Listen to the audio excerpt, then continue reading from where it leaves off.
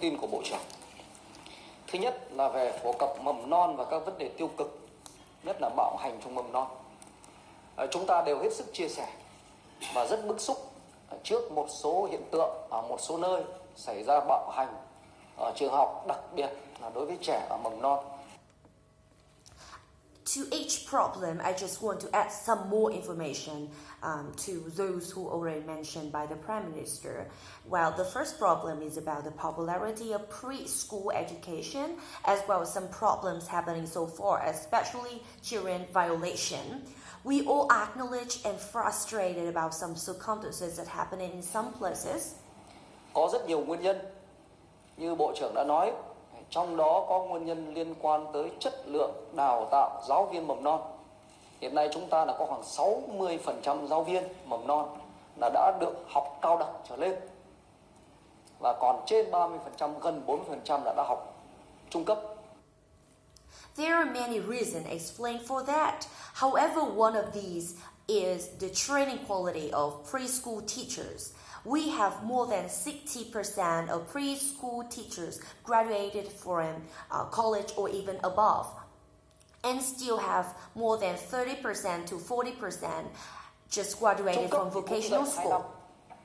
Do đó, cái việc mà nâng cao chất lượng đào tạo trong các trường sư phạm là rất quan trọng và Bộ trưởng đã nói kỹ.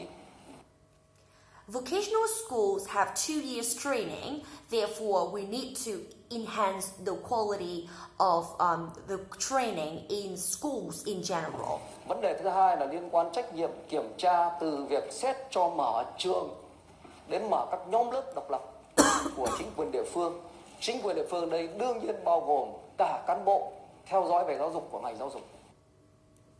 The second problem about the responsibility, here I mean the responsibility to check, to establish new schools or new institutions for preschool teachers. Nhưng mà điều quan trọng nhất about the responsibility of the authorities. Đấy là chúng ta cái độ bao phủ của mầm non, nhất là bậc nhà trẻ còn rất thấp, 27,7%. Như một đại biểu đã nói, tại sao một số trường không nhận trẻ từ đủ 3 tháng tuổi dù luật đã quy định? And the most important problem here is about the popularity. The popularity of preschool now is very low, just about 25.5% as already mentioned by one of the participants here. And why some schools don't accept children who get 3 months có nhiều old? lý do, nhưng một trong những lý do rất đơn giản. Nếu cái độ bao phủ đấy không phải là 27,7% mà là 90%, thì đương nhiên sẽ có nhiều trường nhận đủ các cháu. Từ mức khó như Bộ trưởng nói là 3 tháng tuổi. Còn mới có 10 người có nhu cầu đi học, mới có đủ lớp đủ cho 3 người. Thì đương nhiên cái cơ sở giáo dục đấy là người ta có xu hướng chọn đối tượng dễ hơn cho họ. There are many reasons. However, we can easily explain by the reason that if the rate is about 90%, that a lot of schools will accept students from 3-month-old. However, if there are 10 students have the demand, however, we just can meet the demand of 3, then a lot of school will opt for the easy option for them. Vì thế điều khẩn thiết chúng ta bây giờ là phát triển nhanh cơ sở các cái trường, ưu tiên là trường. Nếu chưa có trường thì các cụm lớp độc lập nhưng phải đủ điều kiện. Và vấn đề này thì tôi rất tha thiết các chính quyền các địa phương phải làm tốt hơn. So there is a really urgent demand for education environment to develop new schools, new institutions, or qualified class, independent class. And that is the thing that I strongly remind of authority. Nơi nào mà chú trọng thì là cái tỷ lệ trẻ được đến tốt hơn. Và tôi cũng xin báo cáo thế này, ở các khu công nghiệp là công nhân là thu nhập thấp. Nếu trường công thì học phí trung bình vào mầm non chúng tôi đi khảo sát là trường công là 900.000 đến 1,1 triệu.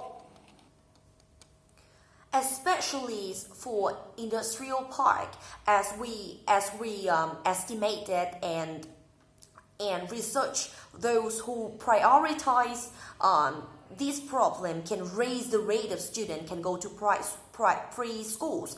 and those who live there have low income. So for state school, as estimated mà for ở đó 90 các to trường tư mà 1.2 những người lấy million nhà riêng cho dollar. làm và những người phần lớn là Vietnam những người đồng. đã gắn bó với ngành giáo dục, làm bằng tấm lòng là chính, thì cũng lấy học phí khoảng cỡ đó và cộng thêm một chút.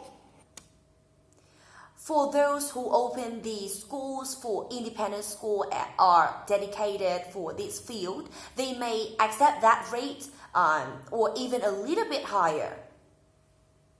Nhưng nếu mà trường tư mà người ta đầu tư từ ban đầu thì buộc người ta phải lấy cao hơn và rất khó khăn cho công nhân.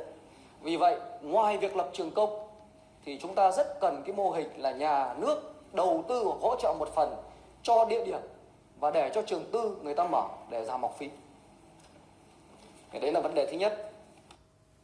However, for the independent classes or independent school have to invest from scratch, then they need to require much higher fees, right?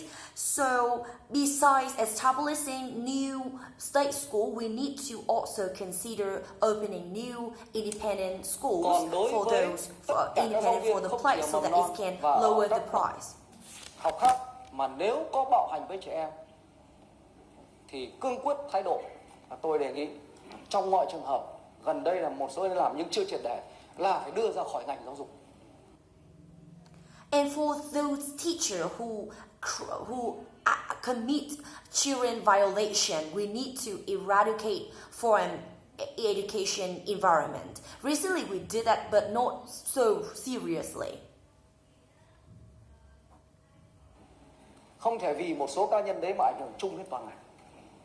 Dù rằng việc đưa ra khỏi ngành có thể sẽ làm rất khó khăn cho đời sống sau này của cá nhân cái người đó hoặc gia đình họ, nhưng mà chúng ta cũng không thể vì thế mà ảnh hưởng đến cả ngành giáo dục. We know that even we acknowledge that if eradicate that individual out of environment field, it may affect whole of his or her life. However, we cannot let some individual to affect the whole education environment for the whole country.